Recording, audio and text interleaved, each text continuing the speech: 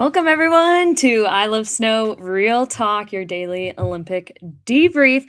This is two-time, soon-to-be three-time, U.S. Paralympian Dani Aravich from para cross-country skiing, and I'm excited to bring you the show alongside FIS as we debrief everything that happened today in the Olympics. We have two incredible Olympic athletes here as our guests tonight that I'm very excited to get to talk to, and they will share all their insights from the Olympic Games so far.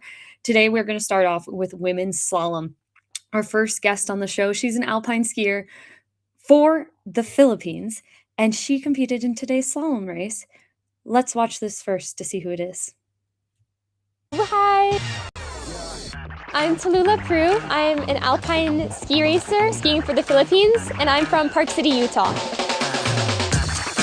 I'm still I'm in shock. I'm like, oh, I kind of wanted to see the slalom or GS, but I can't because I'll be in it, I'll be competing. Tallulah Prue, welcome to the show. You just competed in your first Olympics today. Can you describe what that was like? Honestly, this whole experience has been so surreal. It was so cool being at the top, at the hospitality with so many of my ski idols. Just the atmosphere, the energy, everything was amazing. And of course, Cortina is gorgeous. Today was bluebird sky.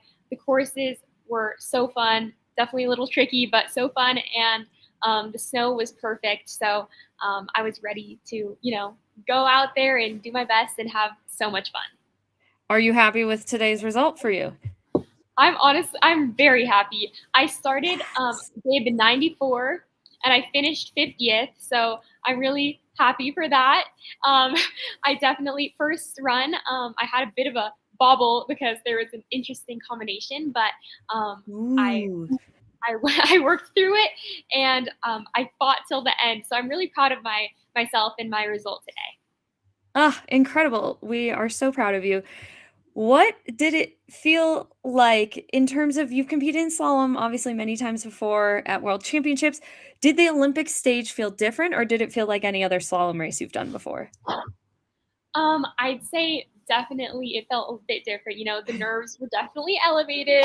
Of course, I'm always around amazing people, my friends, my teammates. And here I was on my own. I had my amazing coach, Perry, with me, but the vibes were a little different, but of course, still so, so exciting. And the skiing was, I kind of had to just focus on, this is another race, right? Kind of think about that mindset instead of trying to make it, more intimidating than it is. But it really was such a fun experience. Ah, amazing. Let's take a look at the podium today from the women's slalom race. And you are our slalom expert, so tell us what did you think of this podium? Was it what you expected, or were there any surprises from it? Oh my gosh, today was the second run was such a close, race.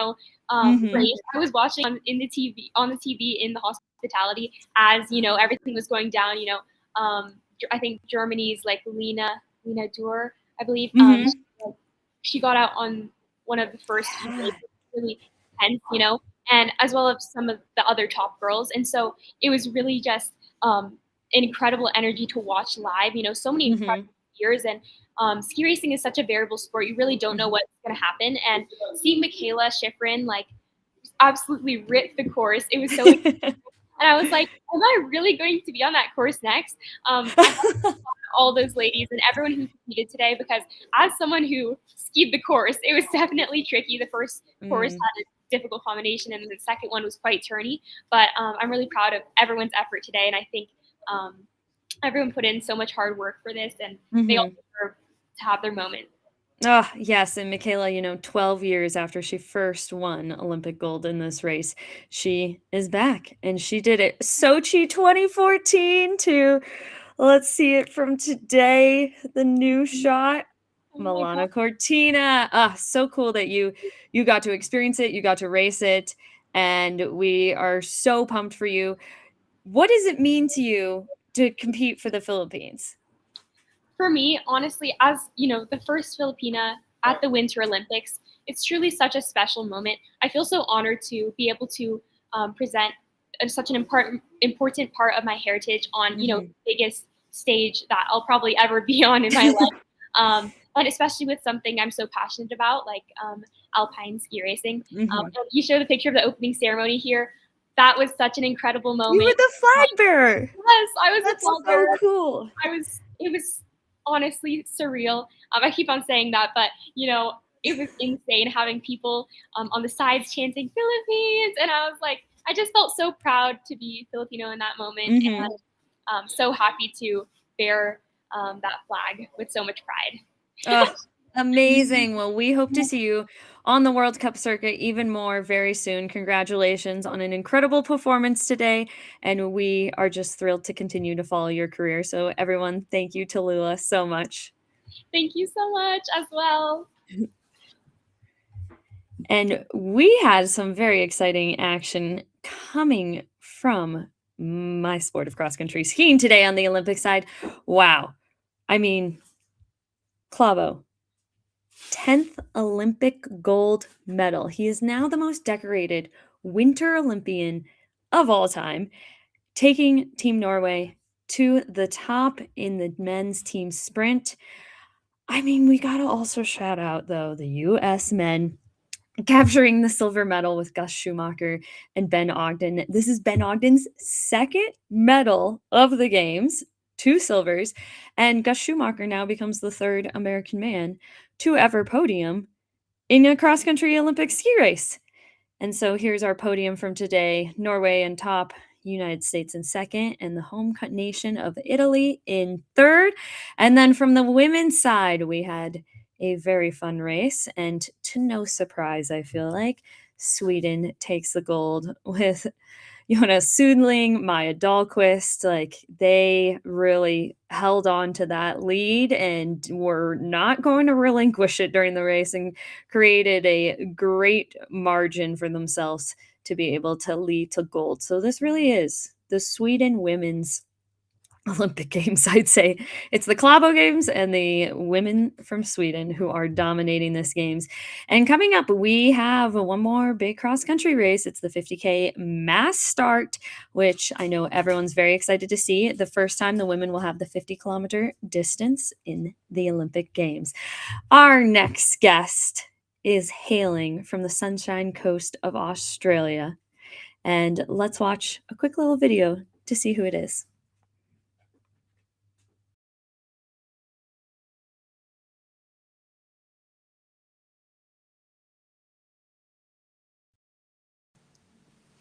Mila Stalker, thank you so much for joining the show. And okay, we just learned this about you. So you're from the Gold Coast. Tell us how long it took you to get to Snow when you were training growing up. It's about an 18-hour drive down south. Yeah. And what age did you start getting on snow to start riding that you were making the 18-hour drive? Well, I started in Japan, so we did the 9-hour flight before the 18-hour drive, and then I did half and half between New Zealand and Australia, so ended up doing the 3 to 4 hour flight instead every 6 months, and then it turned into, when I got my driver's license, I just do the 18-hour drive down south to the homestead now. So yeah, it's changed up a little bit over the years. Yeah. I mean, yeah, you could say. So you were not at the beginning of the season on the team for Australia, and now you just made the big air final at the Olympic Games. Tell us a bit about what your seasons looked like and how you've just made it happen throughout the past few months to get to the final at the Olympic Games. Yeah, I mean, even the last year has been crazy. Like, thinking back to this time last year, I was just outside the rankings to get into Aspen and Calgary, and flew to Calgary in the hopes that I'd get in, and just missed out on competing. So to come from there to now has been insane, and it's just been back to back, kind of figuring out whether like flying to the destination. I started this season in Ruka, pre-training to Beijing, and I reckon the day before my flight to Beijing was the decider of whether I'd get that waitlist spot. And then flew in, was going to change my flight actually and stay 2 weeks longer in Ruka, and ended up flying over, and it worked out, and ended up doing really well in the first few big airs. So it's been a collective of all emotions. So yeah. Wow. Well, you made it to the final. We hear the conditions were very tough during women's finals. What do you think makes the course that was in Milano Cortina so challenging? I think it's been a bit of a mix of everything. We didn't have a test event, so that was quite a challenging start, but overall they did really well to get things going for us. Like for the bigger side of things, I think it was a really friendly jump, and we were able to manage really well, which was good. In the slopestyle side of things, obviously that's a different sector, and with the weather coming in, you always get those conditions pop in and out for a normal event. So unfortunately they came in for this, but it's just been a bit of a variable couple weeks. Yeah, the new snowfall in Livigno seems to have just thrown off a lot of our ski and snowboard events with that added layer, especially the freestyle competition. So that seems like you've been getting hit with the weather. Yeah, and sometimes it's a blessing, but unfortunately this time around it was for those who made through finals, it was a pretty challenging day, and a couple days, because we got postponed a couple times, but I think everybody fought for it pretty well. How, as an athlete, do you change anything up when you do have a competition postponed? I know you're preparing and you probably plan your entire day leading into comp. So how do you pivot when you find out it's postponed?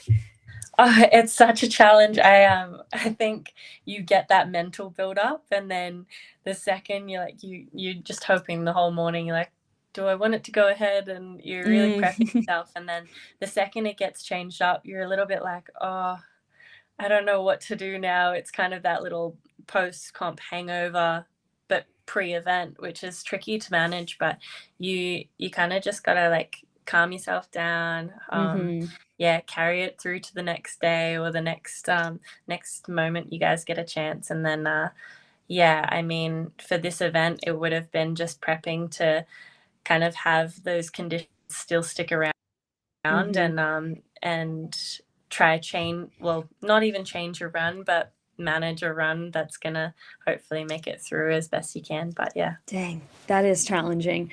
Well, let's take a peek at the men's snowboard slopestyle podium. And as our slopestyle expert, what do you think of this podium? Who is your dark horse in this competition? Are you surprised by this?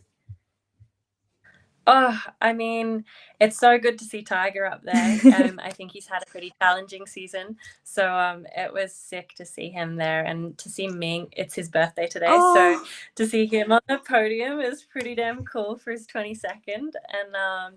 And obviously Jake, like, he's been ripping in. So, I mean, anyone in that final had like equally as much chance as the next. Like, I think this top 30 for both men's and women's has so much progression and potential to them. Like, each individual has their own flair, and I think that's really come through in this final. And it was kind of a mixed feeling. You didn't really know who was going to come through at the end, to be honest. Yeah, and some very tight scores there between gold and silver, and Ming having won silver 4 years ago in Beijing to now getting his gold, pretty incredible. And then over to the women's podium, was there any big surprises here?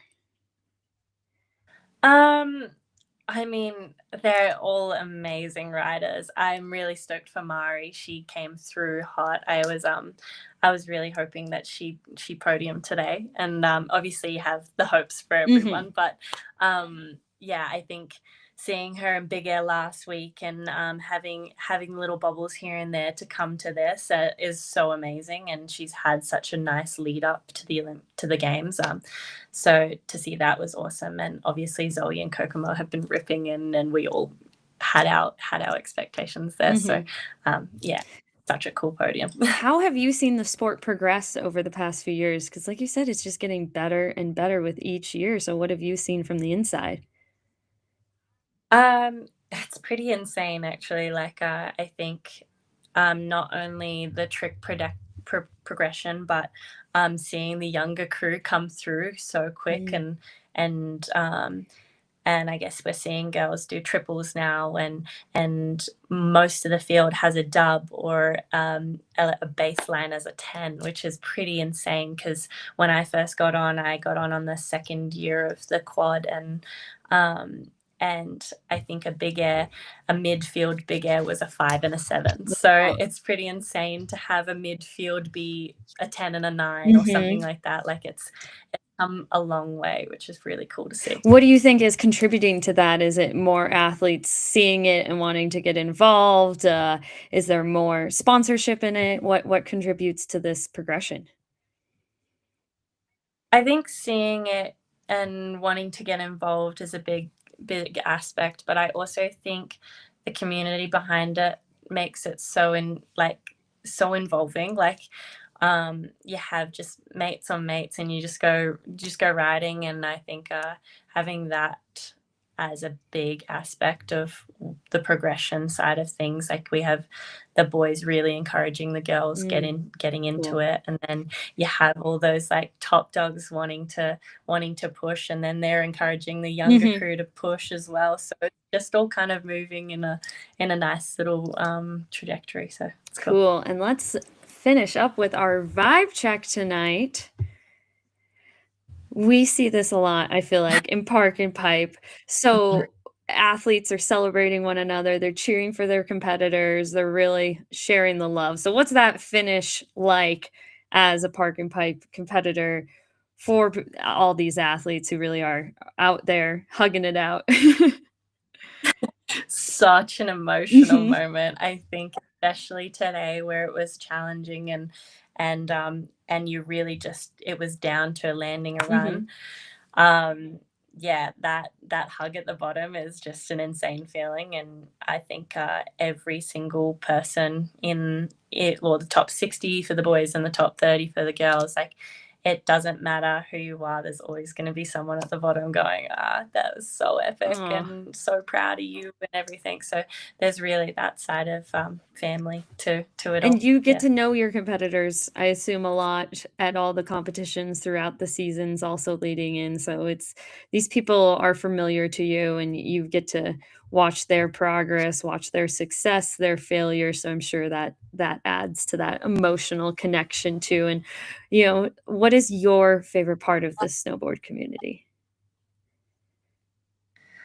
I think the fact that we get to watch each other come so far, like we just, yeah, we spend so much time together, and that aspect kind of brings in so much emotion. And to be able to watch from the start of a season where it's like a little bit of nerves, and then they grow, and yeah, just seeing the growth between everybody and the friendships grow and everything, like it's, yeah, that's probably my favorite part. That's beautiful. Well, let's take a peek at what is coming up tomorrow at the Olympic Games. Okay, Nordic Combined men compete tomorrow. We have the half pipe qualification, aerials for men, the team sprint for Nordic Combined, and more half pipe for the women. Anything you're particularly excited to watch tomorrow? The half pipe for sure. Yeah. I think they've had a challenging training sessions, so I'm really excited to see both the women's and the men's go ham in it. Sweet. Well, thank you so much for joining us tonight, and congratulations on an incredible Olympic Games. And thank you everyone for tuning in to another episode of I Love Snow. And we will be back tomorrow with another Olympic recap. Until then, make sure you continue to watch the Olympic Games. And don't forget, the Paralympics start March 6th. Thank you.